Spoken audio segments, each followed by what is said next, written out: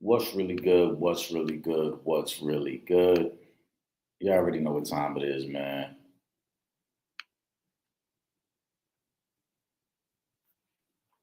Wednesdays with the Sanchez Show. As always, I'm your host, Eric Sanchez, aka Legend of Two Games. Make sure you guys are subscribed to the podcast. Shoot me a like, shoot me a comment. We're live tonight over on YouTube, Facebook, and IG. Will Gordon will be joining me shortly for a segment we love to call the Opinionated Ones. It's a slow news cycle, so I'm not even on front. We might not even really be live that long tonight, but we're going to make the most of it. Hope everybody's enjoying their Wednesday night.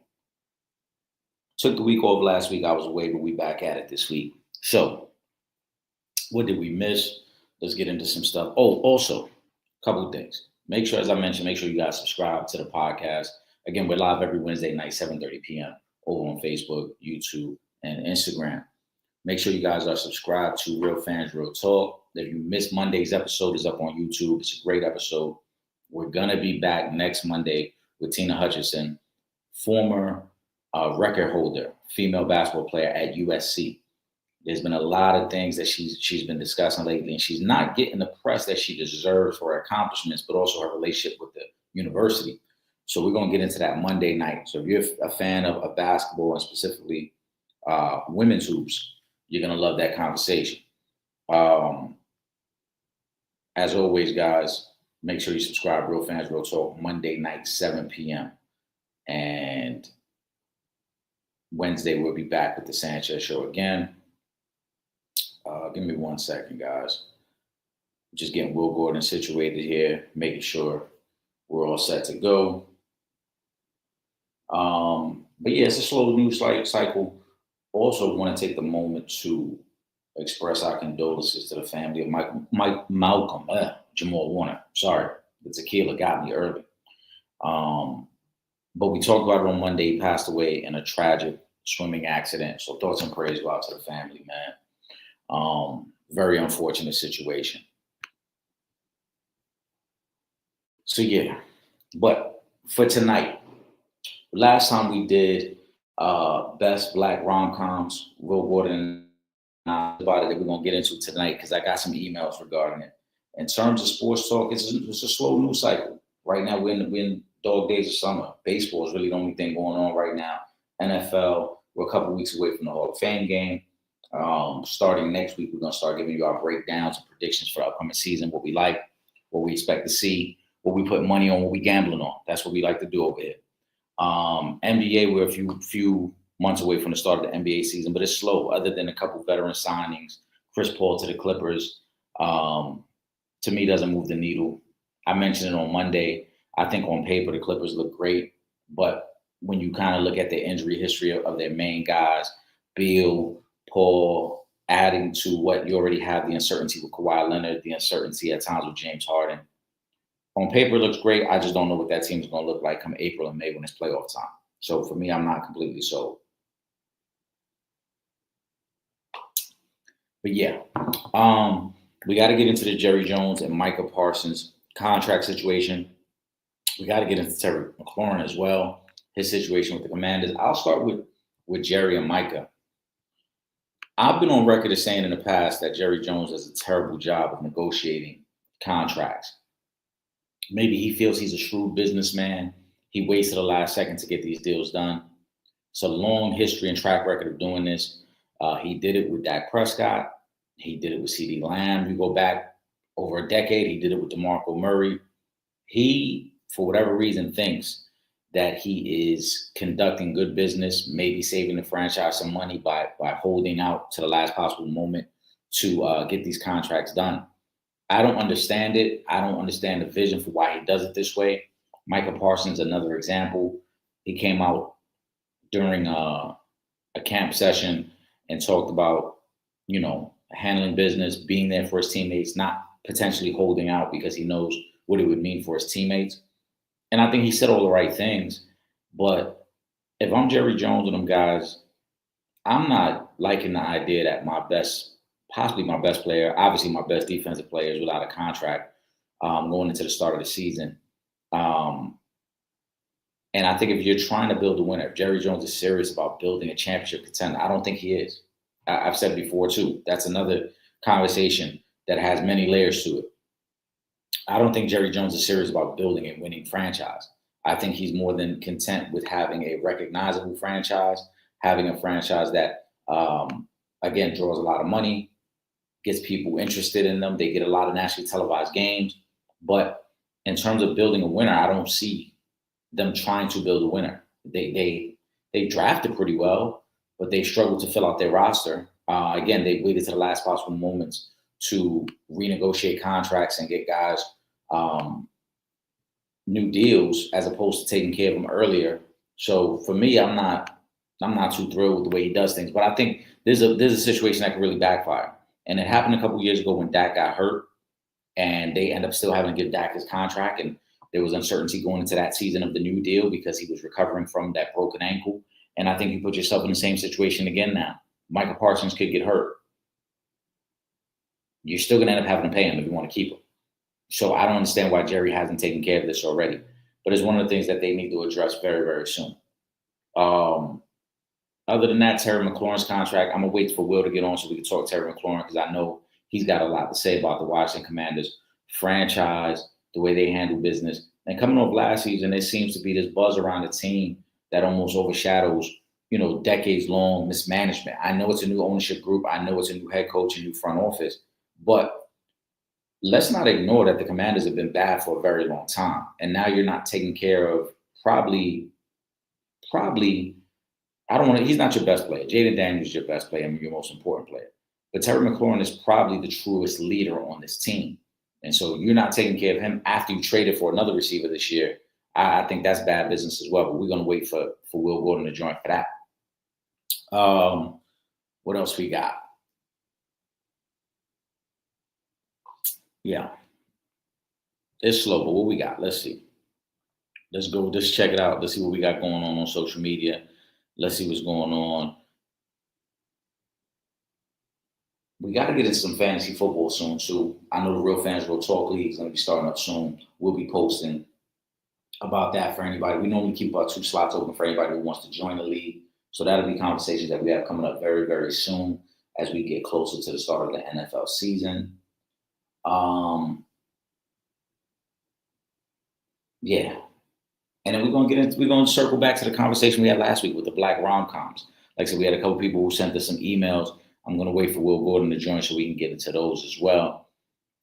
Some of the questions we have Mondays, I'll circle back to those as well on here. There were people who questioned if this was a make or break year for Kyler Murray. I don't think it is.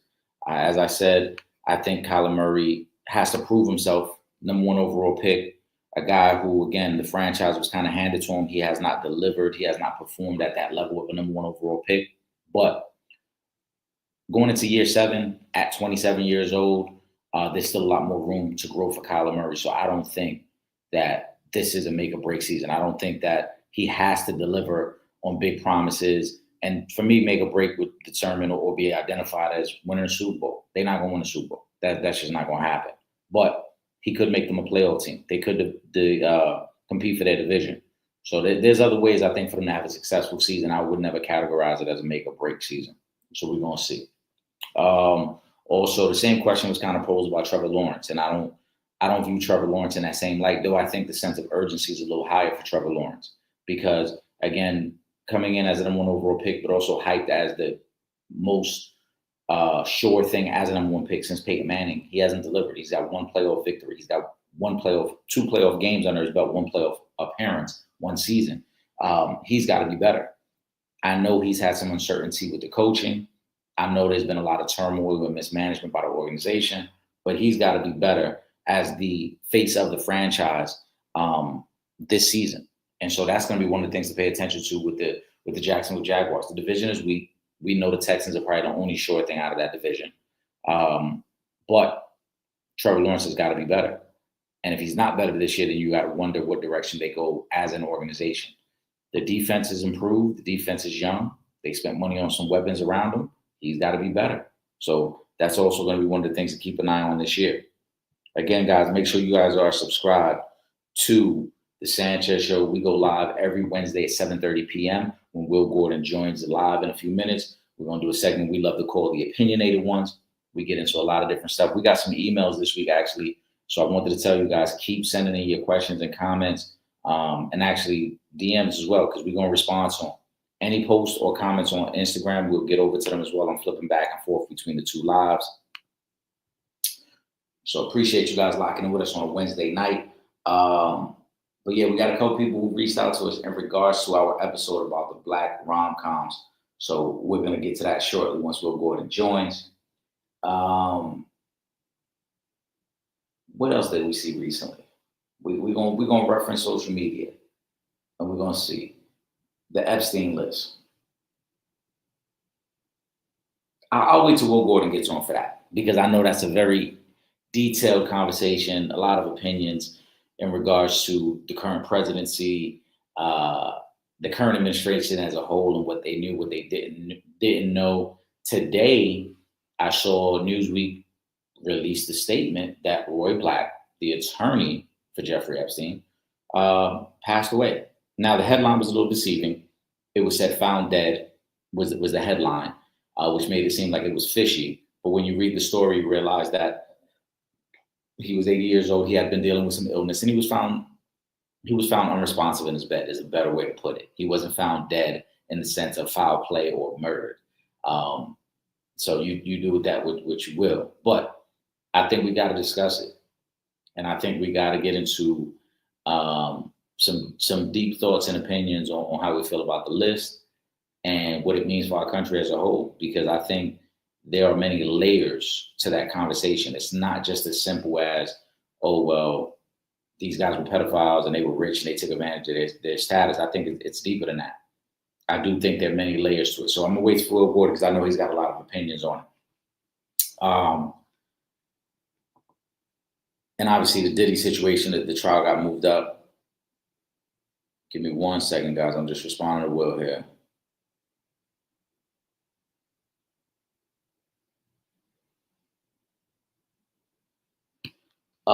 His sentencing has been moved up, and that's one of the things we've talked about for quite some time here. From when the news first broke about the raid in his home, everything I'm hearing, everything I'm reading sounds like he's going to get time served, and I think that is the appropriate way to go in this case. You're talking about a guy who proved his innocence on the major charges, or at least his lawyer did, I should say. 2 counts of prostitution in most states are not a felony. In the state of New York, my understanding of it is not a felony. So I believe that time served is the appropriate response here, with a fine, I'm sure, because in other cases that I've heard of soliciting prostitution and prostitution within New York State, is treated with a fine and is a misdemeanor. So in this case, he's already been held for almost a year. By the time they go to sentencing in September, it would have been a year. I think it constitutes as time served, with whatever fine or penalty is associated with that charge. The unfortunate thing about this whole situation, I'm not defending Diddy. I've said this a million times. Is he an asshole? Absolutely. Is he a fucked up individual? Absolutely. But that's not what he was on trial for. The federal government overreached in what they tried to convict him of.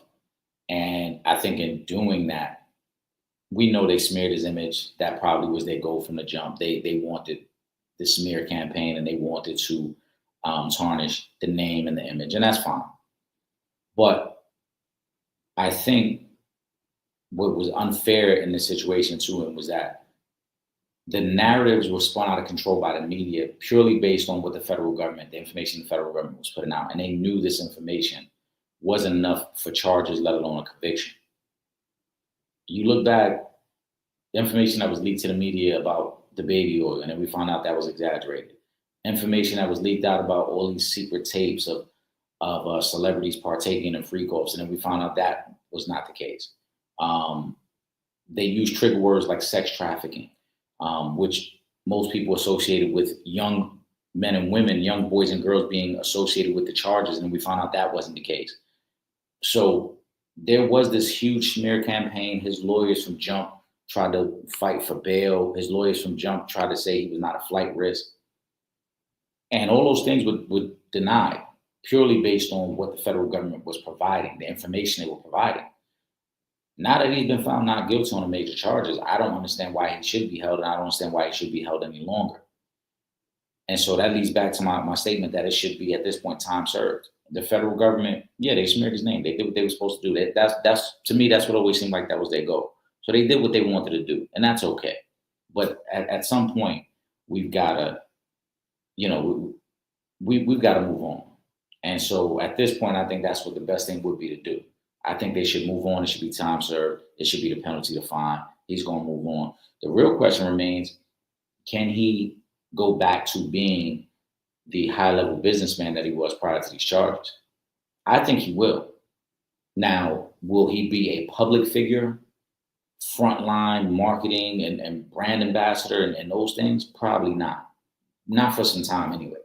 I think in due time, most people will look past these charges and even the video, more importantly, because I think that's what's more damning than anything. The charges, I don't think, were what hurt him more than, again, what was leaked out to the media and how it was played out for the media. That is the part I think that's going to be more damning to his image. But I think as far as a businessman, he's got too many contacts. He's too well connected to not be called upon or looked to as a brand ambassador and as a guy who can point blank sell products. That's what he's going to do. And again, he may not be the brand ambassador and the front man the way he was for Ciroc or the way he's been for other,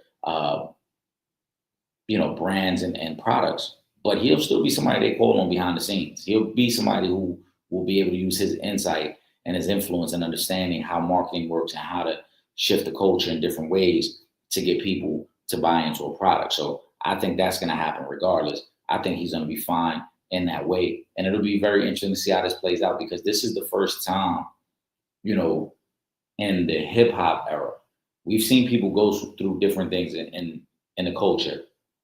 Goes without saying, right? But this would be the first time that somebody would have to bounce back from these type of allegations and charges and public perception. Because there's, first and foremost, however you feel about the freak offs, the narrative now that it confirms he's homosexual, this will be the first time that somebody of his stature would have to confront that. And I'm not saying that's a bad thing, but there hasn't been anyone within the hip hop culture of this stature who's had to either openly acknowledge it or openly have to answer the questions about his sexuality in that way. No disrespect, to others who have come out and lived their truth and spoke about their sexuality. But again, nobody was on his level, his stature, his height. Somebody who's been at the top of the game for over 30 years and has had high profile relationships and has multiple children from multiple relationships with different women, to now have to speak on that. It's going to be very interesting. It's going to be interesting to see how it's perceived. It's going to be interesting to see whether the culture rallies around it, or will he be, again, a guy who people feel like, nah, I don't want to deal with it. And I think personally, most people will embrace it. I really do, because I think a lot of people already knew behind the scenes what he was into and what he liked. And so the same people who were already around him and partying with him and enjoying the benefits of the lifestyle of being close to Puff will continue to do that. I don't think that changes now because we view him as this sexual deviant. I don't think that changes now because people are going to question whether he's homosexual or not. I think it will still be the same thing. People will embrace him, and he's just going to have that. He's going to have to answer some tough questions at some point. I don't think he can just try to go back as business as usual. He's going to have to address the allegations that were made against him, the not guilty verdict, the lifestyle, and in order to kind of revamp the image, he's going to have that tough one-on-one sit down with a Gayle King, right, or Barbara Walters, or somebody of that stature who's going to ask him the tough questions and challenge him. So I think all those things are in play, and that's what makes this situation so unique, at least from my perspective. Because again, we've never had anybody of that stature. If you think back, first of all, hip hop, in terms of a genre, we're talking 50 years of hip hop, right? We've heard rumblings about certain artists possibly being gay. We've heard rumblings about, the sexual exploits of certain artists. We've heard those things, but there's nobody who's ever had to have it play out publicly in this way. Nobody's ever had to have it play out publicly in this manner where one, they had to defend themselves from the law, but then have to give an explanation as to the lifestyle they were living. And whether it's fair or not, to me, I think it's unfair because we don't ask these things of rock and roll artists. We don't ask these things of any other genre. Only hip hop is held to these certain standards, right? When hip hop does something, hip hop is a bad influence. Hip hop is polluting the community. Hip hop has brainwashed these children. But nobody says those things about rock and roll. Nobody says those things about country music. Nobody says those things about any other form of music and genre except for hip hop. And so this is another one of those layers again where because it's frowned upon to be gay within hip hop for so long, I don't think it still is, but I think for a very long time it was. Puff is from that era when it was frowned upon. Puff is from that era where people did not accept you being a gay hip hop artist or hip hop participant in general. So now he's going to have to answer those questions along with the wild sexual exploits, along with, hey, why were you into watching your girls have sex with other men? Why were you into all these different things? And that to me is where the conversation starts to get interesting. Point blank period. I think maybe I'm reading too much into it. I'm just looking at it from a standpoint now. I think this is when the conversation gets interesting.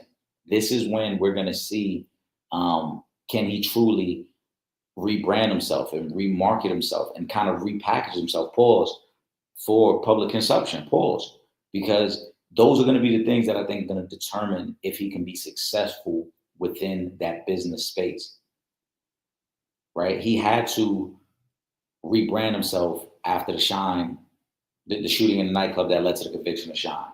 And I'm fucked up for calling it. I was going to say the Shine shooting. That's fucked up, right? Because Shine was young and Shine has always said that he shot in the air. He never shot at anyone directly. He kind of fired his gun off in the air to, kind of just create a pathway for them to lead a club. But Puff had to rebrand himself after that. Puff has had to reimagine himself and reimage himself for public consumption other times. This is going to be another one of those situations. So that's going to be interesting to see. Will, I see you in the building. Let me know once you're ready. Give me a thumbs up, man. But as we get Will Gordon ready to get in here, again, as always, guys, make sure you subscribe to the podcast. We are live every Wednesday night, 7:30 p.m. on YouTube, Facebook, and Instagram. Shoot us a like, shoot us a comment. Make sure you lock in with us. But without further ado, man, let me bring my main man, my brother in. This unpopular opinion himself. What they do, baby? What's good with y'all, man? How the viewers, how everybody doing on this fine what we on? What's today? On this fine Wednesday. How y'all feeling, It's man? Wednesday. I made sure to save my hat until you came Oh, on. I see. Okay. Fit it was, what it is. Dog days of summer. I had to woo. I'm repping the state right now. I don't know if y'all can feel it. I'm repping that state right now. I'm digging at you. I'm gonna send you. I just seen one. I'm gonna send it to you on Instagram. It's a hat. I don't want to shout out the company. I was about to shout them out, but I'm gonna send that to you so you can check it out. Okay. But yeah, shout out to everybody, man. Like I said, it's light. We know it's expected to be super light tonight. Dog days of summer. And I feel like I texted you. I didn't say it on the live so far. We got to get into the Epstein list. We got to talk. Yeah, man. We wouldn't be us if we just ignored it. Yep, we can't do that. Right? We can't do that. So no, we can't do that. before we get to that, let's just run down some of this other stuff real quick. Micah Parsons, Jerry Jones, the contract negotiations. I spoke about it briefly. What are your thoughts on it, Will? It's craziness, man. It's the Cowboys being the Cowboys, really getting in their own way again. And I think it reached a new height when they spoke to Micah at practice, and he was naming names. You know, like the candor he used today was not something that you usually hear from players that are trying to get a new contract. And he was naming names. He was like, "All right, teams took care. I see. Max got taken care of. I see. Like he's from Cleveland, old boy. Garrett got taken care of. And then you had, he was naming everybody that got their money. And he was like, but if they don't want me here, I'll go. That's the business of football. But the funny part, I don't know if you noticed. Did you see that interview that I'm talking about when they had him on the field? Yeah, it was literally as he came off the field. Yeah, but the funny part, it was like, did you see Diggs was right there. Diggs was right there next to him, and it was almost reminding me of like how high when when Redman was exactly when Redman you bolding Mike mustache get him. And Michael Parsons was just on the side like get him. I mean, not Mike. Diggs was just next to him like get him. Pause. But the thing is, why not take care of this situation? This is your best player. He's not just a guy out here. He's not just a guy. He's one of the best defensive players in the league. Clearly, the best player on your team. And if you have any plans on being successful going forward, then he's supposed to be part of those plans. And the fact that and then Jerry Jones, when you come out, when you come out and say, well, I paid Dak. And then he got hurt right away, didn't play all year. It's like, you're like, well, I ain't paying these niggas no more because they get hurt.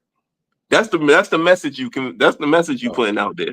And also I want to add in, not only did he make that comment, he called him Michael Parsons. Yeah, Michael. Yeah, so really, how invested are you when you don't, you know what I'm saying? How invested are you? Or is this just another buck you got out here? Hey, I mean, we don't make it comfortable around here. No. It's not meant to be. But if you don't know his name and he's your best player and you talking about him literally every day in about the contract negotiations, yeah, it feels like you just see him as another buck. I think that's what it is. I've also mentioned before, Jerry Jones has no intention on trying to win. He doesn't care about winning.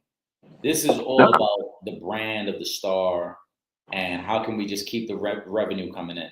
Because as you mentioned, this is your best player. Yeah. And you're sitting here negotiating a contract up until the 11-5 at this point. When this could have been taken care of last offseason, but you didn't want to do that. And then when you look at the history of Jerry Jones, he just did that with CeeDee Lamb last season. Mm-hmm. He just did that with Dak a couple years ago. So for him to say, well, Dak got hurt. Well, yeah, but you also waited to the last minute to get Dak his contract when you knew Dak was your franchise quarterback. And if we want to go a step further, we can go 10 years back. He did the same thing with DeMarco Murray, and then DeMarco Murray ended up just leaving. So he's got a long history of doing this. I don't know if he views himself as a shrewd businessman who thinks, oh, I could save a couple dollars on the back end pause if we just wait, or the market will shift differently.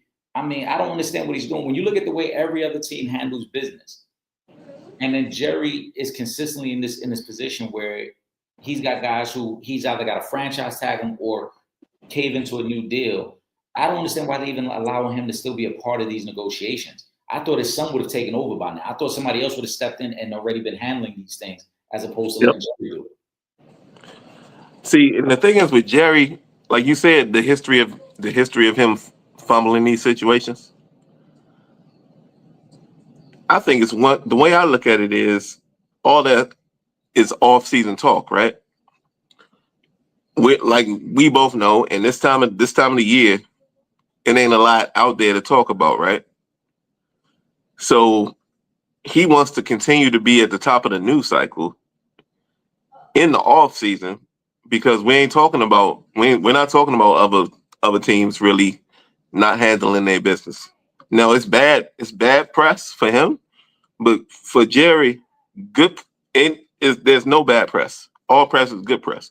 Like if you watch ESPN or any of the major outlets, Michael Parsons is all they was talking about today, and his deal or lack thereof. But that has the Cowboys on the tip of everybody's tongue. Pause. I mean, you know what I'm saying? They and there was because there's nothing else to talk about. So now the shine is on the star, as per se. There are what people are talking about because they don't have the substance as a franchise or a team to be relevant through the regular season. So they're like, well, let's be relevant when we can be, which is the off season when there's nothing else to talk about, and the only time you're going to talk about them is when people are bored.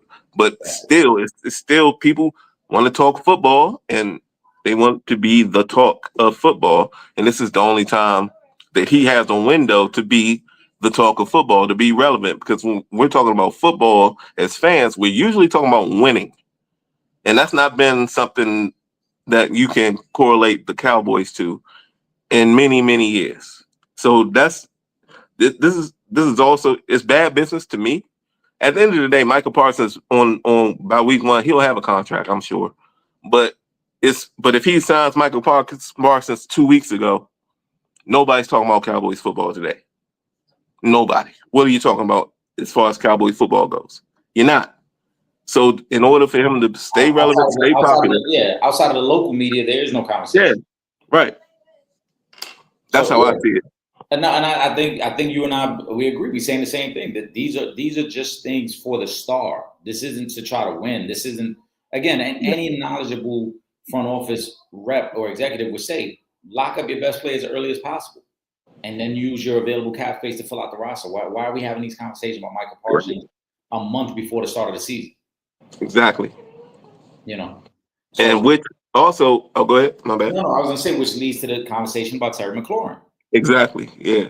The Commanders are putting themselves in a very tough spot here. You trade for Debo, you give up assets to go trade for Debo, who's also in the last year of his deal. You got Terry McLaurin now, who needs a new deal. And yet, for a franchise who has had they've had one successful season in the last 10, 12 years.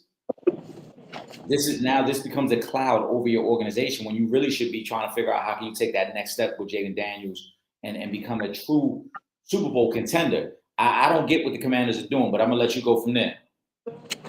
See, I still pay attention to what happens in that city because I still listen to DC Sports Talk Radio, and the whole I'm not coming at for Washington followers or whatever.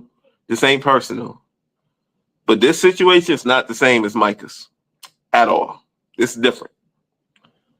Terry McLaurin is a great. He's a pillar in the community. He's a model citizen. He's everything you would want out of a professional football player, as far as character, integrity, and hard worker. But guess what? You ain't like that, bro. I mean, to Washington fans, you look sweet because, I mean, when they look at what's around you, of course you're gonna shine. I feel like I said it yesterday to one of my homies. I can't even remember who I said it to. That was asking about the Terry McLaurin situation. Should he be paid? Should he not be?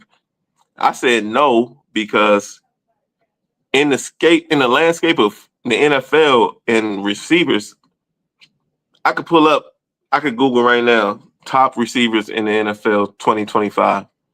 And if I go down for real, I'm not really gonna, if I say, all right, is this dude better than Terry or is Terry better? and I go down the list, I'm probably gonna get to around 16 before I say Bro, thank you. Terry's better. I had this argument with somebody at work, and I'm like, yo, y'all feel this way. This is y'all bias because y'all Commanders fans.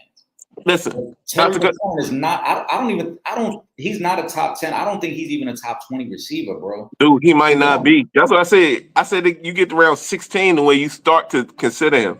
You know what? And this and he's a Washington. The dude I was talking to is a Washington sports fan through and through. I said, if y'all pay Terry McLaurin what he's asking for, you're doing Bradley Beal all over again. Bradley Beal was the best of the bad on the Washington team. And because he was that, got a max deal. He took advantage of a situation when he was the best player on the team. When after John got hurt, he had a career year.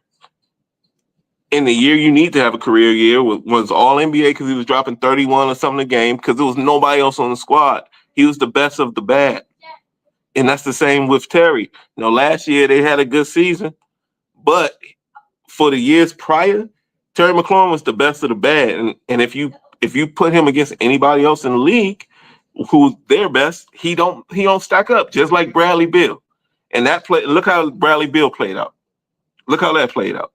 Terry McLaurin's about to be what, 31? Or 30 or 31? He about to be 30. Him and Debo both for 29.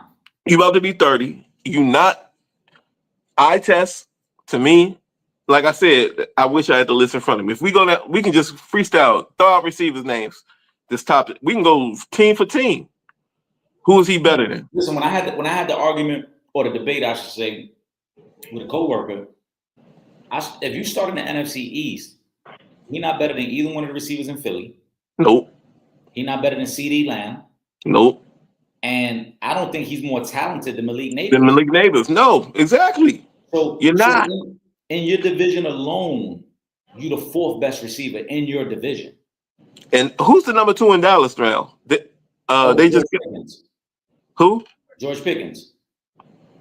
He's now we getting into the Terry McLaurin area. Exactly. You see what I'm saying? It's like now we getting into that area. But if you just went to the division. Again, we can go again, right? So if you go, you fourth in the NFC East.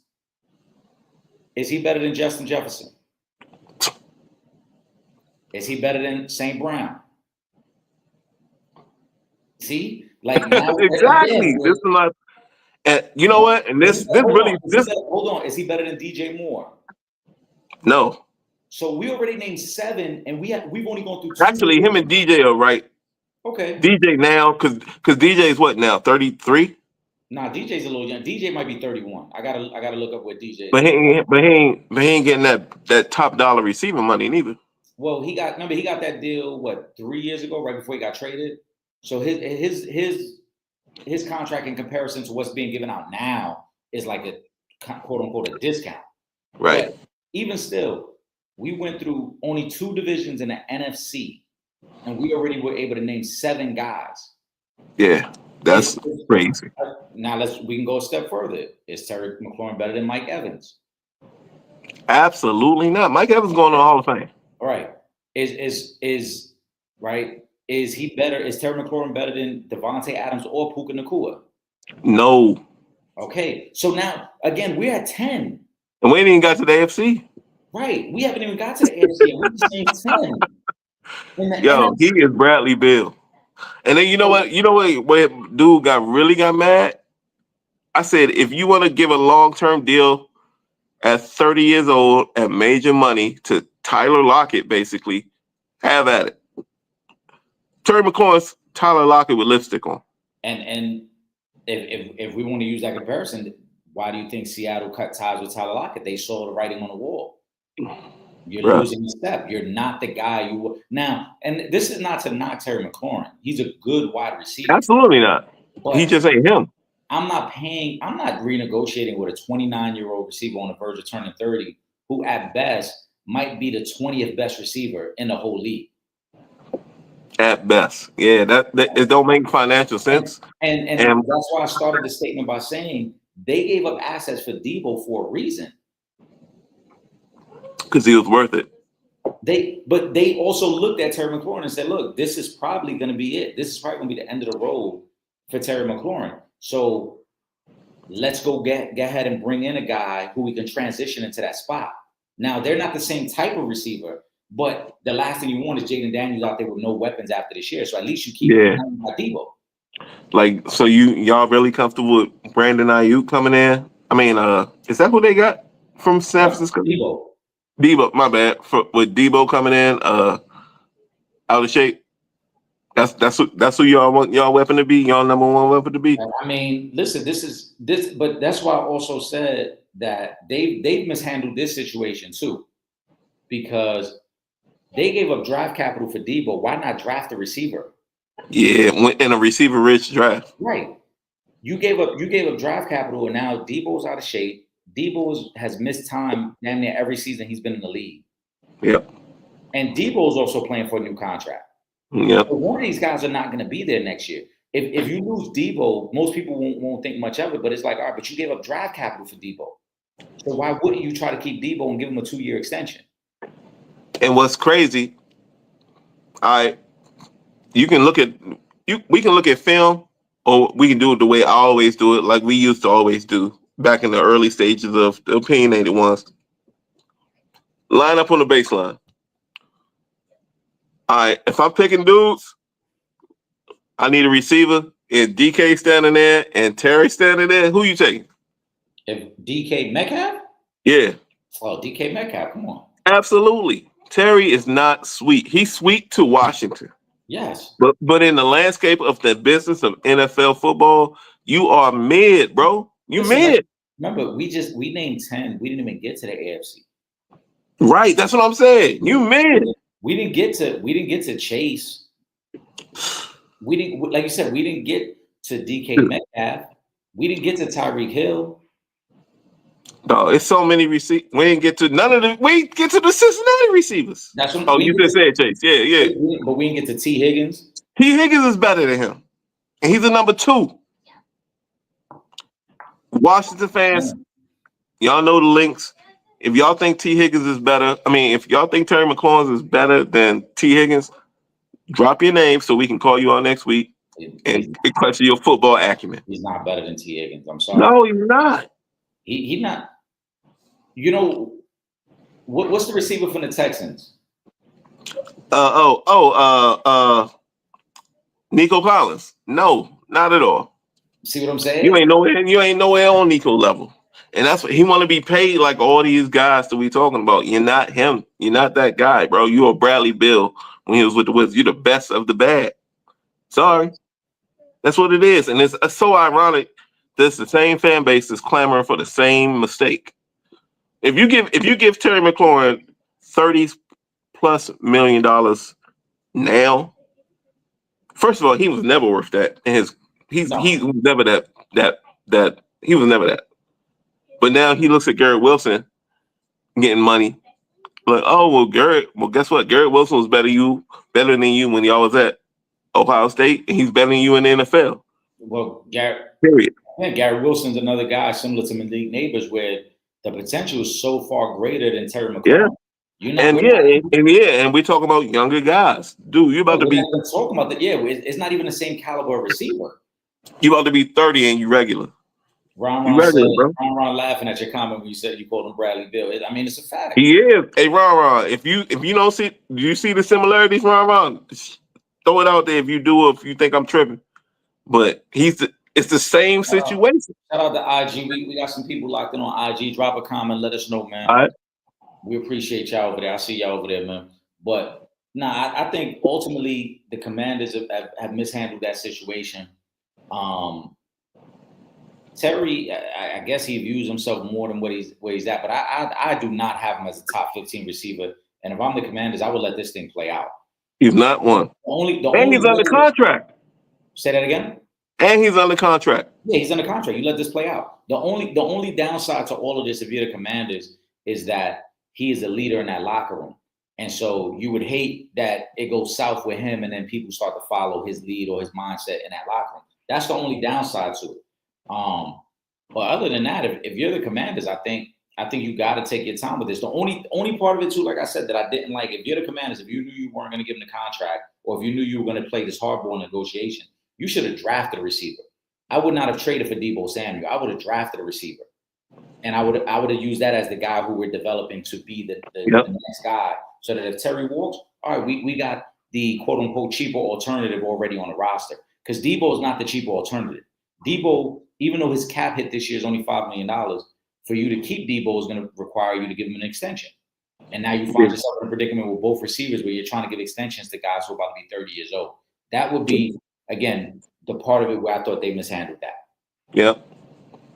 And the last thing, just real 2 quick points. I just want, because Terry McLaurin's, he's too regular to be talking about for this long. So that fan base, they hated, and I hated Daniel Snyder, right? Mm-hmm. You know what? The one thing he did do with players, with the fan base, really didn't beef with until it didn't work out. He paid guys. Yeah. He always paid the wrong guys. Yeah, he acted to a fault. He did it to a fault, actually. Terry McLaurin would be making $36 million a year if Daniel Snyder was still there right now. Right now. But so as the Washington fan base was busting nuts all season last year about the Josh Harris regime, right? He could do no wrong. They could do no wrong. They brought the whole fan base back, right? Josh Harris can't do no wrong. But the whole fan base wants Terry back. But Josh Harris is like, nope. We win. Josh Harris is like, I'm a winner. I don't pay dudes that's too old or dudes that aren't talented enough. I don't do that. Now the Washington fan base, if that was Daniel Snyder doing this, burn down the building. They had one good season with Josh Harris, one good season, and he can't do any wrong. Mm-hmm. They're like, oh, pay Terry, but if you don't, we understand. Pick a side. But you know, it's 2 parts of that. One is the honeymoon phase because they finally got their quarterback. Right.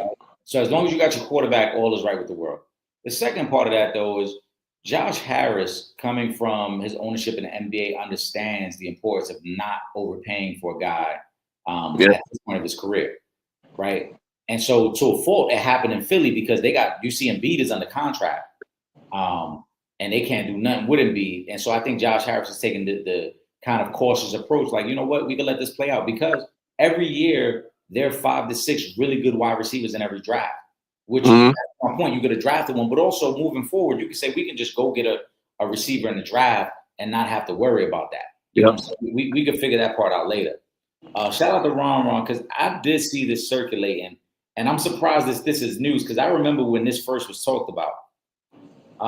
He said, I don't know if y'all discussed it yet. We didn't because we haven't gotten into NBA. Jeff Teague said on his show Braun was using steroids, and he took 3 weeks off for his back, came back skinny and jumping out the gym. Jeff backtracked the comments. Did Clutch get at him? So I heard something about somebody that he played with, like way back, was starting to piggyback on that too, saying he knew he took steroids. But I don't. Ron. First of all, wait. Pause. Time out. First, Ron. You know we rock with you for sure. I definitely do. Even on the joints, I just be watching, like when Trip and Eric rock every Monday. Keep rocking with Real Fans Real Talk every Monday. Every 7 o'clock y'all rock. Keep rocking. But hey, Ron, we ain't gonna crowbar LeBron into no conversation tonight, bro. We don't do that over here, bro. We ain't doing that, man. All love, but they be doing that to troll. They be doing that to troll. They do. But you know, I'm the. It's me and Skip be arm wrestling to see who hates LeBron the most. And I don't like. Trip takes the bait every week. You know that. He do.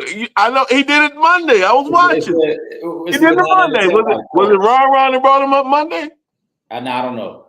Man, I seen it Monday because and you got on him too. He was like, "We doing this for real, bro." Because like I said, man. Nah, not on Wednesday nights, Ron. Wait, this nah. So this story and these allegations had come out before, and I had heard about them. Now Jeff Teague from my understanding, is represented by Clutch Sports. So I would not be surprised if Clutch said something to him and was like, "Hey, Is he for real? yes, he is. He's represented by Okay, Clutch." T. T So, be capping though. so here's the T thing. be Here's the thing. A lot of these outlets, and same thing with Gil, and I like Gil, but they me too. are He was also. but if you look who is backing them, who is pumping money into the product, they're gonna side with whoever is funding the project. Yeah. Gil has ties to Clutch Sports. That's why I use the example. Gil will go on and on to discredit what the players looked like in the 80s and 90s. But when he was at Fanatics Fest, he had Michael Jordan #1 on his list. Yeah. So for all the talk and all the support he had for LeBron, when he sat there in front of the public, said, "No, Mike is still the greatest player of all time." Right? And shout out to Until Ron. he gets in Gil's arena. Yeah, he said Gil is rep by Clutch too. It Yes, needs he is. it needs to put out shorts to Right. dick ride LeBron like He he needs to put always out does. shock value God and damn. things that are gonna draw the views. He'll play that game with y'all. So he does that all the time. In regards to this story though, this was something that was talked about a few years ago. And if I remember correctly, in the CBA, the owners were actually trying to fight to instill stronger testing. And the Players Yeah. Association was fighting back on it because it's been one of the things known for a very long time that in the NBA, Yeah. they do not test for HGH, human growth hormone.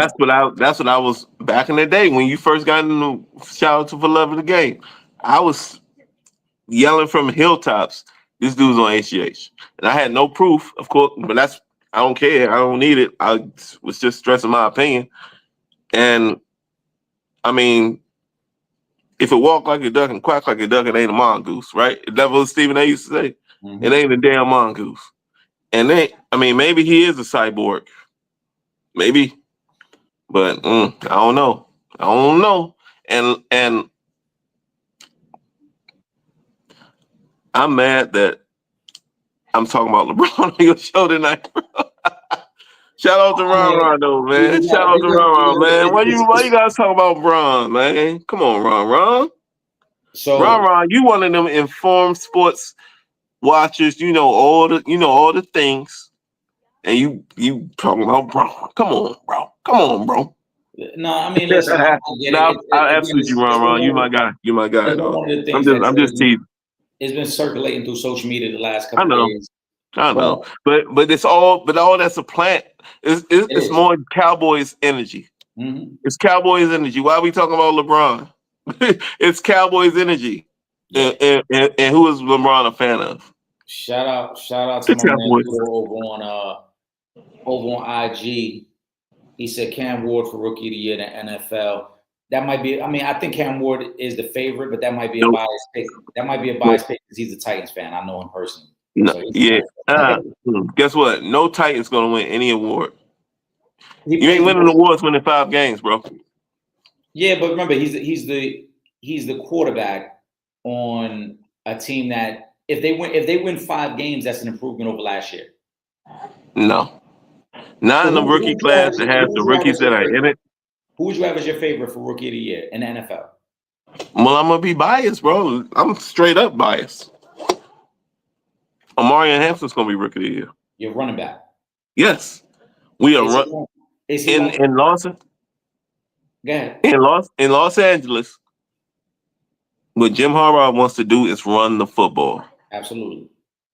What we did was go out and get the most physical running back in the draft early, who, for the experts say, is probably the most pure talented running back over Genty. Now, I'm not going to act like I closed myself in a room and had the big screen on and watched 10 hours straight on this dude. But for what we asked for in a running back in our offense, and with our quarterback that's going to take pressure, like you can't put 8 in the box on us ever in life. And with our offensive line I think my running back's going to have an opportunity to put up I'd like to say late. I'll save it for later for our like season prediction type stuff. But I got a rookie that's got a potential 1,100-yard season in him, easy, and that's splitting time with Najee Harris. I'm not saying I'm not because Najee is going to take a lot of pressure off him. But as far as impact, and in this fantasy football world we live in, he's going to have a lot of goal line opportunities with our offense. But So that's my rookie might give me 11 touchdowns and 1,100 yards. that's my only concern in that Harbaugh style offense, because Harbaugh has always been the type of guy who wants to split some carries. It's never going to be kind of the workhorse pause. It's always going to be kind of like, hey, you get 15, he gets 12. Yep. Right? And whoever's hot that day is going to get more carries and goal line touches. But Hampton, at the same time, had 70-some catches last year. He's something you can use out of the backfield too. Even though he's a stockier type running back, he has good hands to catch the football. So he. But I just think, like I said, with Harbaugh, it's tricky. Hampton may come on, I think, as the season progresses. I wouldn't be surprised if early Harbaugh trusts Najee a little bit more as a veteran in pass protection. Sure. Understanding that, hey, I can use more of my playbook with Najee. And then as the season goes on and we kind of get Hampton work into the offense a little bit more, then you might see his production go up. So I don't doubt that. Like you said, they want to run the ball. They want to run the ball. They want to be physical. They want to work off of the play action. And in a perfect world, Harbaugh would love to run the ball 58 to 60 times a game and throw off of that. The question last year, I think we were 27th or 28th in run to pass ratio. We passed the ball 59% of the time and ran it. What's the math? 59. So 41% of the time. But how much of that was affected by the injuries? Because early in the season, you guys were very run heavy. Right. And then JK went down. But then, like, when you look at our receiver core, really your only threat was the rookie and Ladd McConkey. Well, that's what I'm saying. I think their shift was more about JK getting hurt because Gus Edwards wasn't providing much. Right. Yeah, Gus Edwards he's more than just a guy. He's less than just a guy. He's like that nigga. Oh, that nigga. Well, like we love to say, right? We love that nigga camp body. We need one. Yeah, camp body. Pooh, I see your question and your comment. We're gonna get to that. She wants to save that for the end of the show, so we will do that. But then one last thing on the football.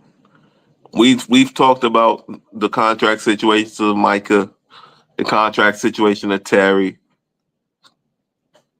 It's going to really, because I don't want y'all to bombard the show with comments after this happens. I'm going to crack up when Terry McLaurin gets traded to the Chargers. I'm gonna crack up, bro. Because we lost Mike Dubb this week. Yeah, Mike Dubb, who just came back to us after a year hiatus away. We were banking on him to be a big play receiver for us. Announced his retirement, so that leaves Ladd McConkey, Trey Harris, our second round receiver we drafted this year, and then Quentin Johnston, Quentin Dropson, who we drafted in the first round a few years ago. Yeah, he's so inconsistent. So you can't rely on him. And then a couple of dudes that I don't know their names. We are in the wide receiver market, and Josh Harris is not into paying old players. Terry's under contract for another year or two, I think. I think one more season. One more. I could see. I'll give up some mid round for Terry for a 1 year run because I think we're good enough to contend. We're going to win the AFC West this year. I'm saying that right now. I'll say that every day. We're going to win the AFC West. We're gonna hold on. Save that prediction because we will do our divisional breakdown. Yeah. Episode, so we won't. I'm that confident. We are going to win the AFC West, and I feel like we need another weapon for Justin, and we're more suited to use Terry's skill set in a more opportune way for my offense and for Terry's skill set. So, I mean, it probably won't, but that's how weird sports is. It's like I talked all this shit about him, and then he gonna land on my team. So we gonna see about it. But yeah, tune in. That part is true. It normally works out that way. You talk about a guy enough, and then before you know it, you got to. Then boom, I gotta deal with him. Yeah. But I don't think the Chargers go that route. The Chargers, as an organization, for lack of a better word, have been cheap. So I don't think they will, because again, you're talking about in the past. That's past though. Like my guys who was facing the bag have got it lately. All right, but look at it this way though, right?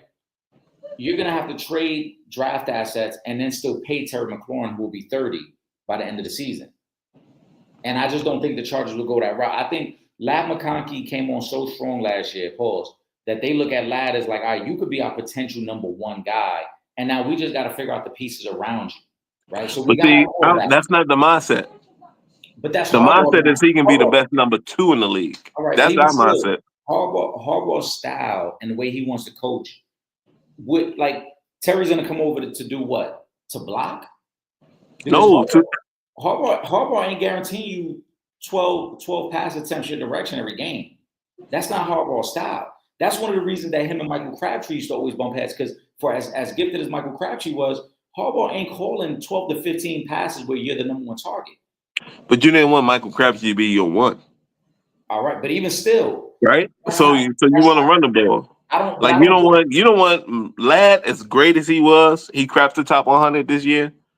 He's not the number one receiver. He's not. You don't want a 6'1" white boy being your number one receiver. That's not a thing in the NFL. Unless you run in the Patriots offense from 12 years ago. That's not how you want as your number one. You can do. I understand that, but I just don't think that would be their mindset anyway, to give up draft capital and then still pay Terry McLaurin. Because even if you make the deal, it's not like you would have to already speak to Terry to know what he wants. So let's say if Terry wants 3 years at $68 million. Mm-hmm.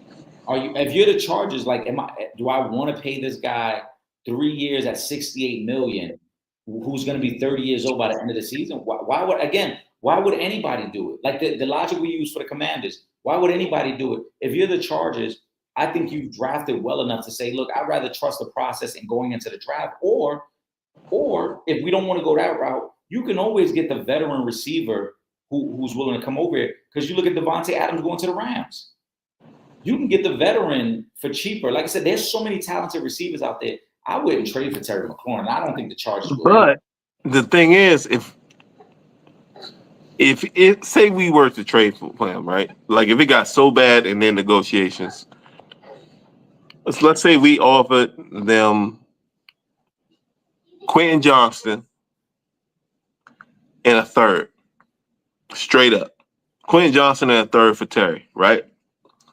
We don't gotta give him his money right away because he's gonna ball out for us just on the strength that, okay, Washington didn't do me right.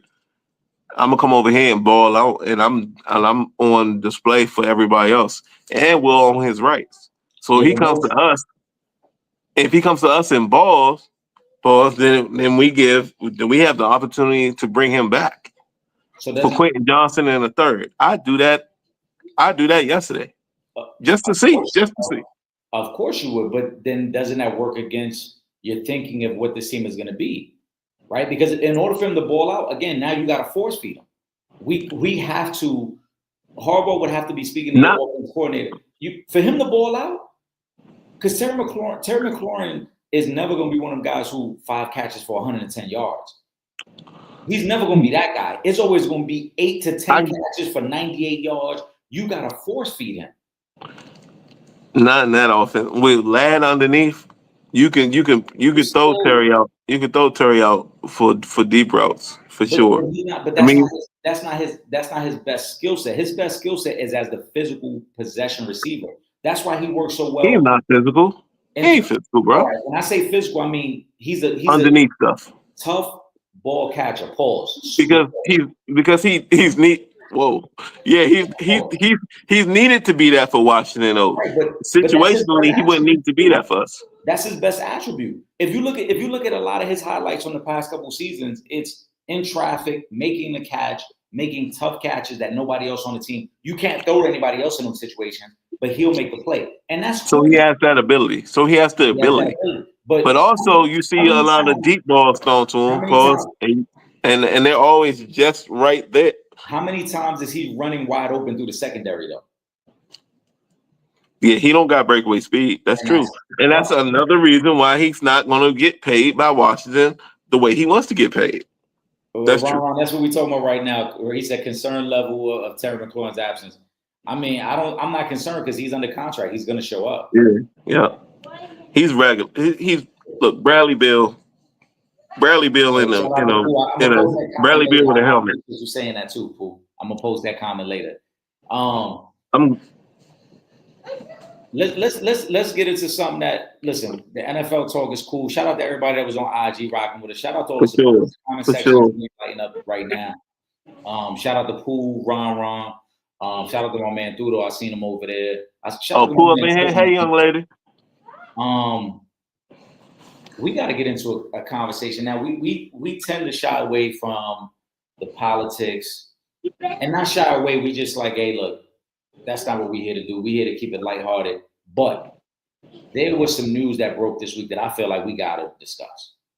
And you, as my brother, I'm sure you've thought about it. You've had conversations with people, just like I've had conversations Oh, yeah. with people about it. And I feel like we got to discuss it. We're talking about the Epstein list.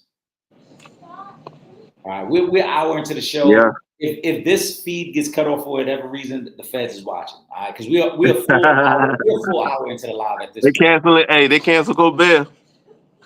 Right? They canceled them. But let me set the table, and then Will, you're gonna go first, right? All right. We heard for months during the campaign during this past election about if a certain individual won, they would not hesitate to release the list, right? And then as recently as about 2 months ago, when people started to question the direction of the economy and why things had not changed the way we were promised, we heard again, oh, we are a week away from releasing the list and the files. And then mysteriously, over the past week and a half, we heard, oh, no, there is no list. Also, and the reason I think it's perfect time to talk about it, and now this isn't under mysterious circumstances. The lawyer for Jeffrey Epstein did pass away today. He was 80 years old. He passed away in his home. He had been dealing with some illness. Ironically, I guess, again, no foul play because he was in his home amongst his family when he passed away. But just the irony of the fact that as now the U.S. government is telling us, oh, there is no list. The man who negotiated a plea deal for Jeffrey Epstein passed away, almost as to say, look, I'm done with this shit too. I'm done with it at this point. Will Gordon, let's get into some unpopular opinions. And again, for anybody who's on the live, if the live get cut off, I'm gonna tell you right now, that can't be an hour. The signal has been strong all episode. We've been on live for over an hour at this point. But go ahead, Will Gordon. I didn't even know that the lawyer was unalive today. You said he was 80? He was 80 years old. He had been dealing with some illness. He passed away in his home. So it wasn't under mysterious circumstances, nothing like that. Now, Newsweek put out a very fishy headline for it because they put found dead in his home. So everybody, of course, was trying to read what was up. And then it came out in the article, no, yeah, he was found unresponsive in his bed by his family members who were checking on him. He was just old. Yeah, he was old. He was 80 years old, bro. Still out here winning cases, huh? He was fighting out here. Mm-hmm. Okay. All right, I'm gonna keep it. I don't even gotta go long-winded on this whole thing. Listen, folks, and y'all can at me whatever. What Smokey say? Take a picture, write it down. I don't give a fuck. Trump is corrupt. He's a piece of shit. He's a pedophile. He's a racist. He's a misogynist. He's every ist that's negative. He's the worst example of a human being. He is nothing that you want You don't put it like this. He's president of the United States. Do any of you want your children to be like this president? And that's what the president of the United States used to be. You're supposed to aim for that. How did he get the job? He's not a politician. He doesn't know anything about politics. He doesn't know anything about the U.S. government. He doesn't know anything about.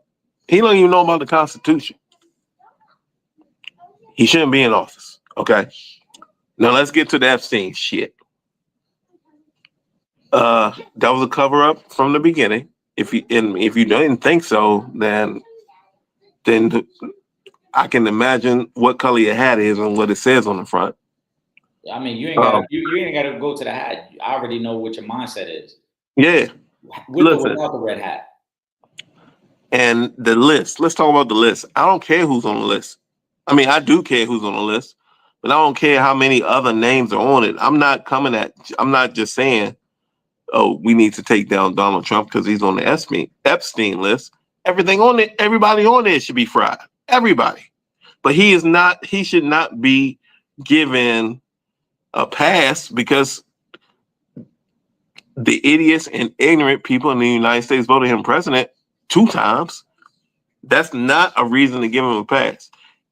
If you ignore everything that's already in front of us, all his quotes, all his recordings, all his actions, everything that's in front of you that tells you this dude is a corrupt, demonic, racist, piece of shit, pedophile.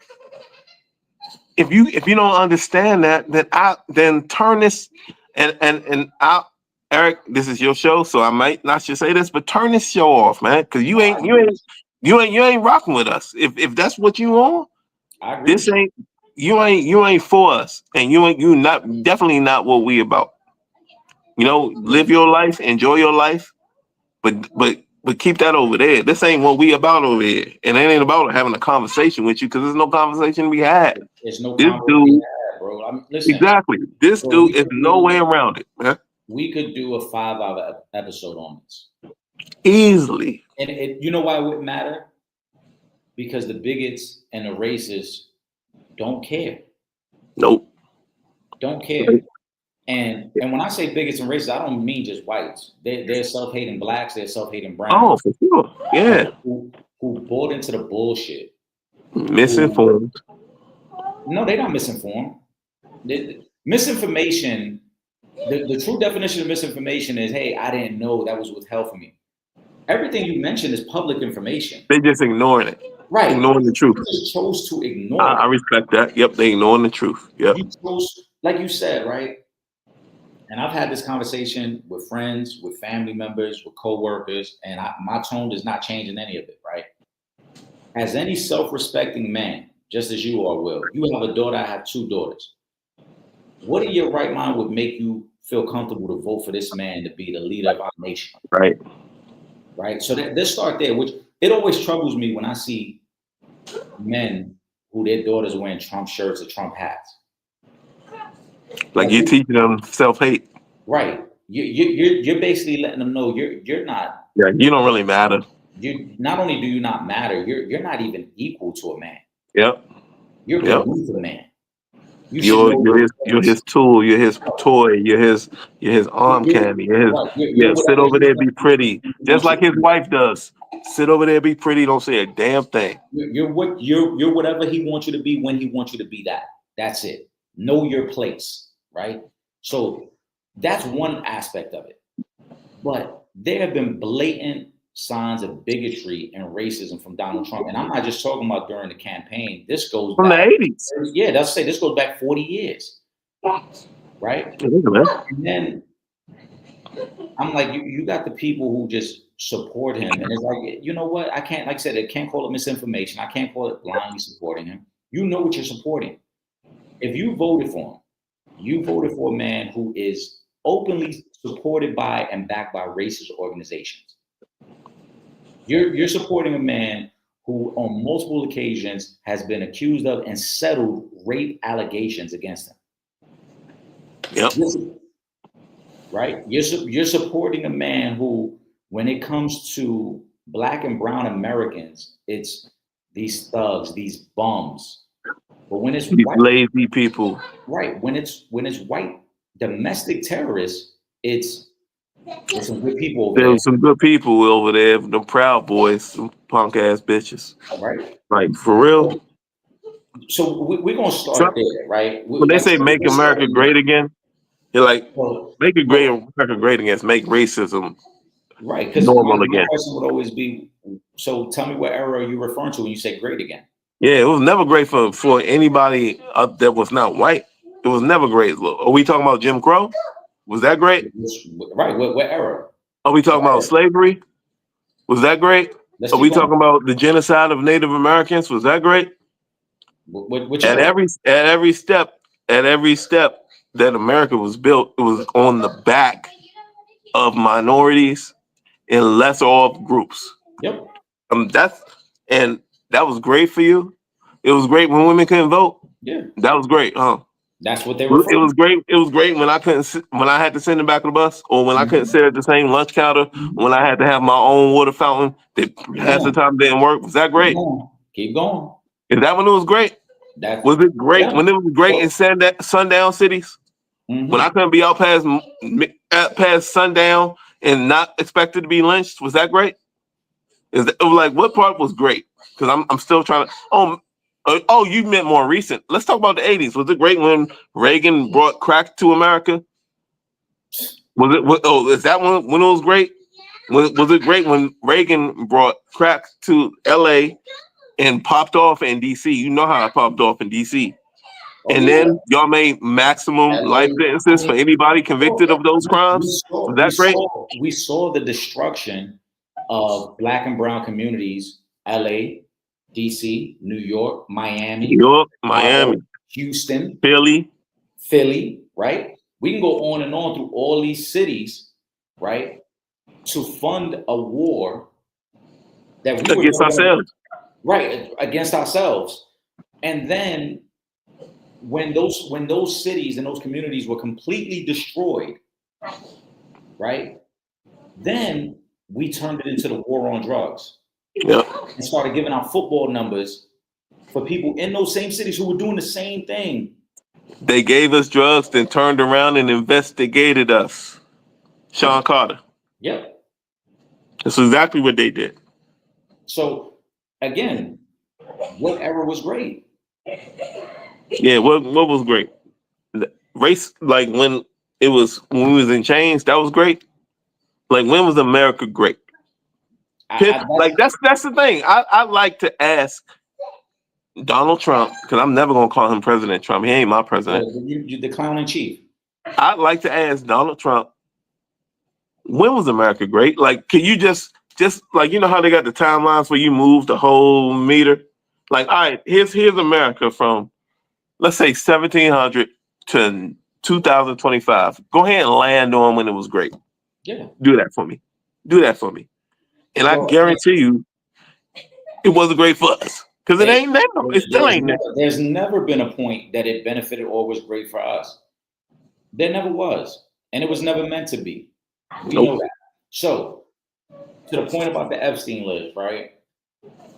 The empty promises of the clown in chief. This is an ongoing thing. He made a bunch of empty promises the first time. He's made more empty promises this time. Um, Again, I don't even want to call them the misinformed, the uneducated. No, they know what they're doing. They know what they're supporting. But in terms of the list, right? The reason that they don't want the list to come out is not just because his name is on it. We know his name is on it. The administration just put out a cease and desist against the Wall Street Journal because the Wall Street Journal was going to publish actual pages from Epstein's diary over this past weekend. When I was coming back from vacation, I was seeing the alerts.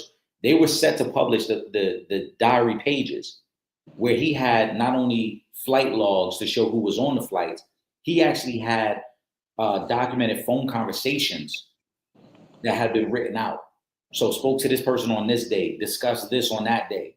And in one of those, uh, it's rumored to be, but again, the Wall Street Journal is one of the highest publications that you could find. So I'm sure Yeah. they did due diligence to make sure these were actual log entries and journal entries where Donald Trump is on the phone saying, you and I like him around the same age. Yep. So, His wonderful secret.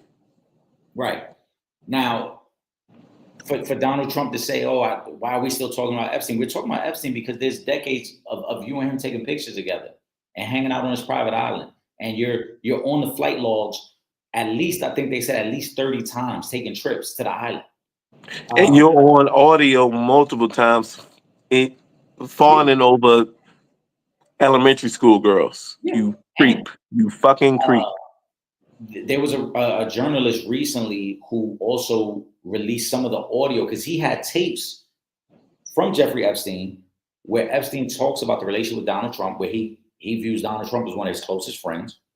He talks about Donald Trump, the conversations they had about women. He says that Donald Trump, the first time he actually had sex with his current wife was on his jet to the head of Island. So there's a bunch of shit here, like I said, but it's deeper Paul than just Donald Trump. The real reason they don't want the tapes to come out though, because everybody else on that show. Yeah, because what they really fear, America's number one goal. When I say America, I'm talking about the politicians and those that are in position of power. Their number one job, their number one concern is to limit public fear and eliminate national security, right? And the reason they want, we got to remember, this is all business, right? The moment you lose complete trust in the government, the dollar will tank even more than it's already tanked over the last years, right? So the timing of this is not, again, coincidental. That big, beautiful bill gets passed and he immediately says there's no file, there's nothing to release. Why? Because we just added another $3 trillion to our debt. The last thing we want is for you guys to feel unsecure about our government. Yep. That's the last thing we want. the moment you guys no longer trust us, the moment you guys are no longer willing to recirculate the US dollar within the economy, we will bottom out. We're already at about $30 fucking trillion in debt. The last thing we want is you guys don't want to spend more money. Yep. The last thing we want is that you guys go into a panic where you actually start saving now and worrying about that potential thunderstorm that's coming or that hurricane that's coming and not circulating the dollar. So of course we're gonna say, oh, there's no files, this is all bullshit. Why are we still talking about this? Let's move on from it. That's all this really comes down to. It's a business move. And Donald Trump is a businessman. He's a terrible businessman at that. Because show me the history of another man who considers himself such a great business savant who has filed bankruptcy 7 times. Yep. For someone who's such a great businessman, you seem to be filing bankruptcy pretty often.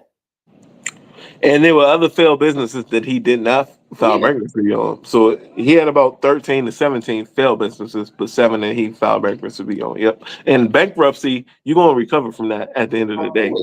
Yeah. So he's the worst thing for our country ever. He's the worst president ever.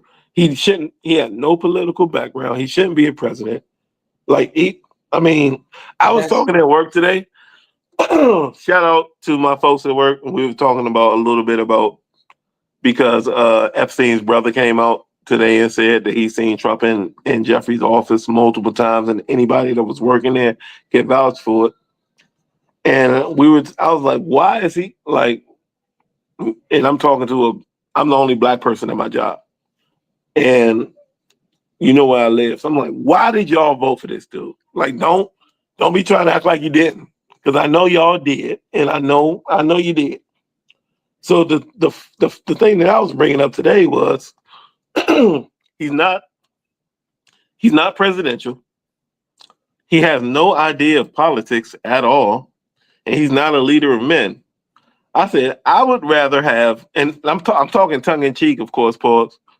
I said Bill Belichick would be a better president than Donald Trump.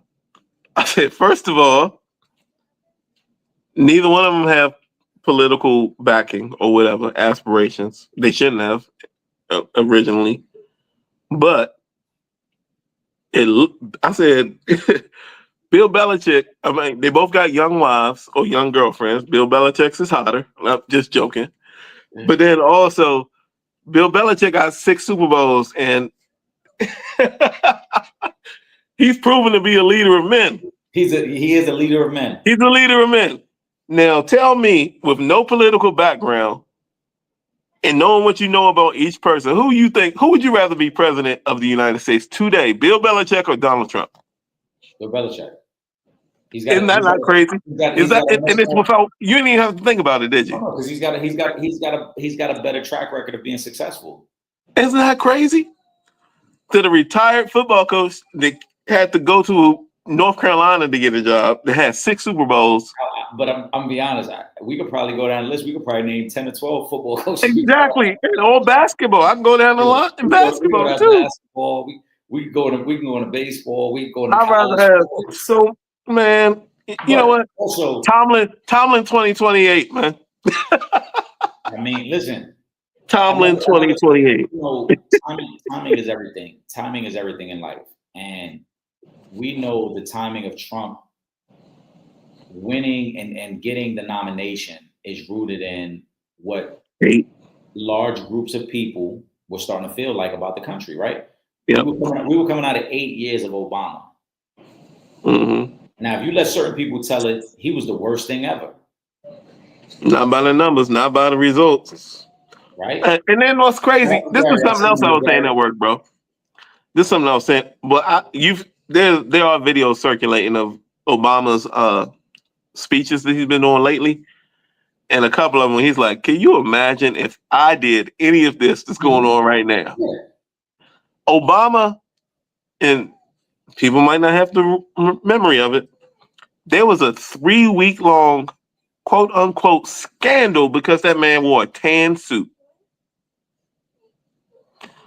That was not considered presidential, wearing a tan suit. And CNN and Fox News, everybody was on him for about 3 weeks because he wore a tan suit. Not about his policy, not about bringing back the economy, not about Obamacare saving many lives, none of that. But how dare you wear a tan suit when every other president before you even wears gray, blue, or black? That was such a big, I'm telling you, you can go back and Google it. It was a big deal that he wore a tan suit. I remember. Now this dude, backs neo-Nazis. This dude pardons January 6ers. This dude says that the Proud Boys have good people, like you stated earlier. This dude is on the Epstein files. This dude sexualized his 10-year-old daughter, saying that he'd smash if she was older. This dude, when she was older, went on a talk show, Wendy Williams, as a matter of fact, and said, what do you guys have in common? And his daughter said golf and something else. And he said sex. Oh, I shouldn't say that. You talking about your daughter, bro? This dude was caught on audio saying about a 10-year-old girl that if in 10 years I'll date her. This dude was on Howard Stern saying that he goes behind the curtains at Miss USA pageant and inspects the pageant while all the girls are naked and no men are allowed back there. This dude said he can do whatever he wants to women. They'll let you, especially if you're a celebrity, and you can grab them by the pussy. This is who y'all elected twice. Yep. And like I said, that's the short version of it. We haven't even gone. There's so much more I can say. We haven't even gone. This is a dude that's signing policies that he doesn't even know what he's signing. They putting papers in front of him. He doesn't even know what he's signing. A cabinet member that got fired because he wasn't drinking the tea confessed that he confronted Donald Trump about a policy he signed, and Trump's like, "No, I didn't do that." Oh, about the gas, about the natural gas for foreign countries. We paused distribution of natural gas to foreign countries. The dude that was in his cabinet asked him about it. He said, "I didn't even do that." He said, "Mr. President, yes, you did. This is what you signed." He said, "No, that's not what it did. He's like, no, look at what you," and then after he brought it to his attention, he got out. But no, you signed the policy. He just told you what you signed. Yep. He brought to your attention that you signed some bullshit. and didn't know what you were signing. And since he brought it to your attention, you fired him instead of the people to put it in front of you. Who's running this country? Well, I'm done, man. I'm done on that, man. Like I told you, this could turn into a 5-hour episode. For sure. I know that ain't the goal tonight, but we could definitely do that. You know, again, the file's not. Shout out to Gary. Gary said reasons that man doesn't want that one list out now. He knows he's on that. Of course, he's on it. They told him, it came out today, Gary, that he is on it. The Wall Street Journal said that the Department of Justice let him know. What was it, March or May? One of them M months. Mm-hmm. One of the months is starting with M. The Department of Justice told him that he was on it then, and we all knew he was on it way before that. But we've been new. It came out today that he was informed that he's on it. So of course now, Obama made it up. Really? He made up that list. Obama was 3 presidents ago. Why are we still talking? Why is he still in your mouth? Pause. Why is he still in your mouth? He said Obama should be brought up on treason. Yeah. But check it. This is the crazy one, right? Listen, check this out, right? He says Obama should be brought up on treason because he believes that Obama worked with Russia to tamper with the 2016 election. Right. But in 2016, Donald Trump at that time was good friends with Vladimir Putin. Yep. So if Russia was tampering with the election, why wouldn't they have tampered in your favor? Exactly. Makes no sense. That's the thing. Only the ignorant's gonna fall for that stuff. Like, yeah, him and Putin was back in the day kicking it. They was playing Call of Duty all night. You know what I'm saying? Like, that was your boy. Right. And now you distancing yourself from that situation? No. The only reason, because again, this goes to the lies that he spews out there, and the people, who don't want to do their own research, they just blindly follow him for one particular reason, and we know what that reason is. Yep. Right? If you go back to when him and Kamala had the debate, he said himself in regards to what was going on in Ukraine, he said, all I got to do is make one phone call and it'll put an end to all this. Yeah. He's like, I can make that call tomorrow. I can make the call tomorrow and it's over. And I told people then, I said, he's full of shit and here's why, right? I'm not a deeply political guy, but I know a little something. Our agreements with the United Nations would not allow us to turn our back on Ukraine. And this dates back to what took place during World War II and Adolf Hitler, right? For fear of any one man gaining that much power and building that much of an army. Anytime a country who is affiliated with the United Nations and is part of NATO, you have to assist them. Now, we don't have to send physical troops out there, but we aided them by giving them guns, by giving them money, right? So that Russia could not just come through and steamroll their country. So when he says, all I gotta do is make one phone call, what he really was referencing is, I'm gonna tell Putin to fall back. We'll split the bread to redevelop Ukraine. And we're gonna tell Putin, yo, whatever you took so far, you get to keep, and we're gonna move on from it and let Ukraine be. Hey, bro, I hate to do it, but I got to roll. I got a daddy situation going on right now, so I gotta jump off. Yeah. Shout out to the followers. We see you next week for sure. My bad, dog. I'm gonna close the live out. All right, bet. All right. So as I was saying, y'all, in that moment when he says, all I gotta do is make one phone call. Let's get Will out of here. All right. In that moment when he says, all I gotta do is make one phone call, and Pooh, I'm gonna get to that too.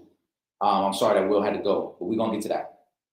What he's really referencing is, I call Putin being my friend, we'll call off the troops, and then we'll split the future contract to redevelop Ukraine. Because that's how the United States makes a lot of money in these situations as well. You ever notice we never go to war here in our country, we go to war in other countries, then we redevelop them, and then we put up military satellite bases in those countries, right? But Putin doesn't want that. Putin wants Ukraine back because it was an original member of Russia and the USSR. So Putin is not willing to negotiate the stop of an invasion. He wants Ukraine as a whole. He does not want parts of Ukraine. Now, Putin and Donald Trump have fallen out because Putin doesn't want to negotiate the way that Donald Trump wants to negotiate. Putin is like, nah, I'm good. Putin's one of the richest men in the world. He's not worried about the money that comes with this. He's not worried about the contracts that are going to come for Russia. He wants Ukraine as a whole, not just the parts of it. So that's why Donald Trump, again, was caught lying in that situation. And that's why him and Putin are no longer cool, because Putin does not want to play ball the way that Donald Trump wants to play ball. Pooh, I'm going to get to your question right now. hold on, what's Pool, great question. Jay would still have been a Hall of Fame artist, but I don't know if he becomes a billionaire. All right. So that is in reference to this question right here. Shout out to Pool. She had 3 statements up right here. The first being Tupac passed 96, top rapper in the world. Jay first CD came out in 96, Reasonable Doubt, all-time classic. If Pac lives, is he Jay-Z of today? And with Pac Big gone, that opened Jay-Z's takeover, right? These are all what ifs. You also have another what if. I'm gonna get to that as well. In this situation, it's tough to really tell what the trajectory of Pac would have been. And the reason I say that is not to question Pac's skill as a lyricist and his impact as an artist. There's no way of really telling how he would have been able to transition with the times and the way hip hop changed. Pac was ahead of his time. Pac was an activist. Pac was very conscious as a young man, but there is no telling if he would have grown tired of the music industry or if he would have pursued other endeavors, because again, he was becoming a film star as well, a movie star. So it's very possible he may have taken a break from making music altogether and pursued those other things. And on Monday, I used the example of LL Cool J. LL at the time, early 90s, was still at the top of his game and by most people regarded as one of the best MCs of all time. But LL started to seek out other endeavors and other business opportunities and kind of walked away from the music a little bit and then never was able to regain that traction again. So there's no telling if, similar to LL, if Pac would have been able to adjust with the times. One of the greatest strengths of Jay-Z was his ability to adapt to the ever-evolving world of hip-hop. And it wasn't just the business side of things. It was his ability to collab with other artists, to get other artists on his CDs and his projects as well, and then kind of be able to touch these other regions, right? I use the example of when Cash Money was starting to blow up and Juvenile had the hottest record in the country, Jay-Z jumps on the remix. And at the time, the song is already doing big numbers, but Jay-Z getting on that song allowed him to now be presented to the masses down south, in New Orleans specifically. Jay-Z did it with Big Pimpin'. Jay-Z did it with Young Jeezy when he first came out. Jay-Z did it with Rick Ross on Every Day I'm Hustling. Jay-Z, the brilliance of Jay-Z isn't just him as a lyricist, it's his business acumen to understand that one verse on this guy's track opens me up to a wider audience. And a lot of artists are very stubborn to do that. A lot of artists don't like doing that. But Eric, does both Def put Jay-Z on top of the rap game? No, not both Defs, because when they died, that didn't put Jay-Z at the top of the rap game. You consider when they both died, 96, 97, at that time, if we go back, I think Nas was regarded as higher, as a better artist than Jay-Z in 97, 98. That's also DMX's run. DMX for a while was considered the best artist. You look at some of the top selling artists. I don't think there's ever a year around that Jay-Z was the top selling artist. There were other artists in other regions who kind of had their moment and they were the biggest selling artists or they were the most popular artists at the time. I think Jay-Z's consistency and his ability to adapt, to be willing to collaborate or say, look, I'm gonna jump on a remix to your song. You don't even know I'm jumping on a remix. I'm just gonna drop a verse, right? And this will open me up and broaden my audience in a way that now allows me to have this consistency. And again, that's why I use the artists that I use. He never really collaborated. Didn't M come out after Big Steph? Yeah. Eminem came out after, and Eminem was a bigger artist and they collaborated as well on Renegade. So that leads to my point, and that goes back to my point that Jay's ability to collaborate and adapt and understand that the different sounds that music was taking. Now, I think Jay would have been an all-time great regardless. And that's no disrespect to Big or Pop. That's not to say he would have been bigger than, I don't know if he would have been bigger than both those guys. That's a lot to ask because they already had a head start. They were bigger artists than him.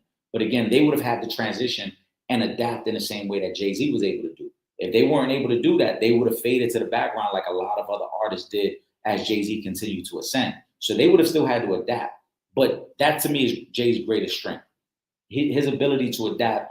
Any artist that has had good or major success over the last 20 years, it's probably a fact that Jay-Z has either done a song with them or jumped on a remix to a song for that artist, and that's expanded his audience. So that's played a big factor in why he was able to become a billionaire. And to Ron's point here, right? would have still had a Hall of Fame artist. Jay-Z would have still been a Hall of Fame artist, but I don't know if he becomes a billionaire. The Billy is attached, again, to his adaptability. His ability to then say, I can jump on this R&B artist or rap artist song and give you a remix to it. And he did it flawlessly, even at times when he was beefing with guys. When him and Jim Jones was beefing, but Jim Jones had the hottest record out in Ballin', Jay-Z does a version of Ballin', right? And so even though Jim is the hottest thing smoking at that time with that song, Jay-Z kind of loops you back in and reminds you, I'm still Jay-Z. I'm still probably one of the nicest lyricists that the game has ever heard. And I'm just going to do this on this song to, again, kind of loop you back in. Again, Jeezy, Ross, Juvie and Cash Money, the brilliance to go on tour with Rough Riders when DMX was a bigger artist at that time, backstage, even though Rockefeller is Rockefeller at the time, DMX is the bigger artist. When Backstage came out, DMX is the bigger artist. Jay-Z, again, understanding the power of collaboration. I got that other question up here as well. She followed that one up by saying, and Aaliyah passes in 01, tragically in a plane crash, was making hit songs. She was big at that time. Hit songs, movies, and Beyonce was with Destiny Child. Did Aaliyah's death help Beyonce rise, or was Beyonce destined to be a star? Again, what ifs? This is a great what if, and I think this is actually a bigger what if than the Jay-Z Pop Big situation. Yeah, DMX was the man then. But this Aaliyah Beyonce question, I think, is a greater what if than Jay, Big, and Pop. And as I mentioned, also one other thing I forgot to mention too, Jay was already doing his thing. Now he wasn't on the level of those guys, but Jay and Big were already collaborating on songs. Jay had a lot of respect within the industry, so it wasn't like Jay was some underground dude that nobody knew. He already had like a buzz. He just wasn't on their level, of course. But this to me is a bigger what if, because Aaliyah was a legitimate superstar at this point. In 2001, when she passes away, she had been already in a couple of movies. I believe her last album prior to her passing had already done like big numbers, probably was top 10 on Billboard, if not number one. But I definitely think she was top 10 at that time. So music and film-wise, there was no one bigger than Aaliyah at that time. Beyonce with Destiny's Child, if I remember correctly, Beyonce had not gone solo yet. And that's why to me, this becomes a greater what if, because I think it was always in the cards for Beyonce to go solo. But I wonder what the reception would have been for her if there was still that megastar like Aaliyah in front of her. That to me is what becomes the bigger what if. Beyonce was going to go solo. It happens in every group. Every R&B group, boy group, girl group, doesn't matter. The star, the face, whoever the most appealing person in that group is going to try to go solo, and the label is going to push for them to go solo. That's destined to happen. But thank you, Ron. Two questions here by Ron. Eric, Aaliyah in 2000 bigger than Brandy, but I think she was bigger than Brandy at that time because Brandy had not crossed over the film. And so Aaliyah being able to cross over the film, and we know in the entertainment industry, fairly or unfairly, there's a big part that colors and plays in that. Aaliyah was more appealing on the eyes, so Aaliyah was going to get the push that Brandy wasn't going to get, right? You could look at it even on a track like The Boy Is Mine. Brandy, great singer, Monica was getting more of the praise. Monica was getting more of the following, more of the push. Same thing was happening with Aaliyah. I think Aaliyah, though wasn't the singer that Brandy ever was, but Aaliyah was probably a better entertainer, and again had already crossed over into film. And to Ron's other, he's talking about Beyonce. Again, she went solo in 03. So that's major for this debate. That's major for this conversation because again, you're talking about she decides to go solo, but you already have this megastar who had crossed over. Aaliyah, again, is big in the music industry and now big in the film industry. Aaliyah also had done modeling. So Aaliyah was basically across all forms of entertainment. There wasn't anywhere you could go without seeing Aaliyah's face, right? And she was starring in movies. It wasn't like a a small role where, like you see now, artists will be in a movie, but they maybe only be in a film for 10 minutes. She was a major figure and starring in these films. So there was a different, I think, mountain to climb for Beyonce to be able to get above Aaliyah. And that does become a greater what if. Because what if Beyonce comes out, like you say, in '03 and Aaliyah is still at the top of the game? And then let's say Beyonce's first album doesn't do great numbers. Does she stay solo? Does she circle back? Does she become one of these artists who, yeah, is good, but never reaches the potential she's at now because Aaliyah just is in her way? And I agree. Ron, I think you and I saying all the same things. Aaliyah, to me, was just scratching the surface of her stardom. And that's saying a lot because, again, she was already starring in major motion pictures and had a top 10 album. So, and at that age, she was hitting her peak. That one is a greater what if, Pooh. If Aaliyah never passes away, does Beyonce reach the stardom? I think that's too, like, for R&B singers, for pop stars, it's easier to transition with the times. It's much easier. That it's different in hip hop. In hip hop, you could still be a dope lyricist, but you could lose your ear for what the fans want. You could lose the ear for, what producers to work with. That's why it's so tough for rappers to have any type of longevity because your sound may be dated. The producers you work with may be dated. And then as you transition out of that 3 to 5 year window, are you able to keep up with the times? Are you able to still put out music and produce quality music that the masses want to hear? For R&B singers, it's easy to go work with a writer. I mean, Beyonce's been doing it for over 20 years. And that's not to take away from her brilliance, but Beyonce, if we sat here and detailed and cataloged all the great songwriters and producers she worked with, I mean, you're spanning 20 plus years of different people coming in, being able to craft the sound. She's doing it now with the Cowboy Carter, right? To be able to get a new producer who can just craft the sound. Hip hop is a lot tougher. That's why I think Jay would have still had the opportunity because it would have been tough for Pac and Big to keep up with the times. They would have had to get creative the way Jay got creative. And when I talk about Jay, I mean, Lil Wayne did it too, right? Lil Wayne was jumping on mixtapes and jumping on remixes to keep himself relevant. The Clips, who just put out a classic album, they had to do it. After Grinding and Mr. Me Too, when people weren't really checking for them, they had to hit the streets and get with producers and figure out sounds to stay relevant. So all the great rappers have to transition with the times. R&B artists, pop artists, it's a little easier. You can just get with the right writers, the right producers, cultivate your sound, and keep it moving, man. Great questions tonight, guys. Great questions. I hope, Pooh, you enjoyed the show tonight. I saw your last comment. I'm gonna put that one up there to end the show. Shout out to my brother Will Gordon. He had to get off the live real quick. Shout out to Pooh, though, said, I love y'all schooling my young ass in hip hop and shit. And we appreciate the comments, Pooh, and we appreciate having these conversations.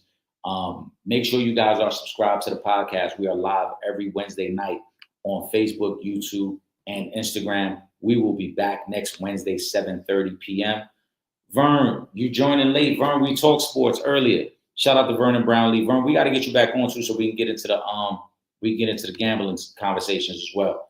But shout out to my brother Will Gordon. Shout out to my brother Trip Young. Guys, make sure you tune in Monday night, 7 p.m. You will not be disappointed. It's going to be a great episode. We're going to throw up a little teaser this week as well for that. Make sure you guys subscribe and like, comment, send in your questions. We get into everything. You already know that. Great episode tonight, guys. In a slow news cycle, I didn't even think we would get this long on the live, but we did, almost 2 hours. Again, for my brother Will Gordon, I am Eric Sanchez. This is the Sanchez Show, and we are out of here. See you next week. See you Monday. Enjoy your weekend.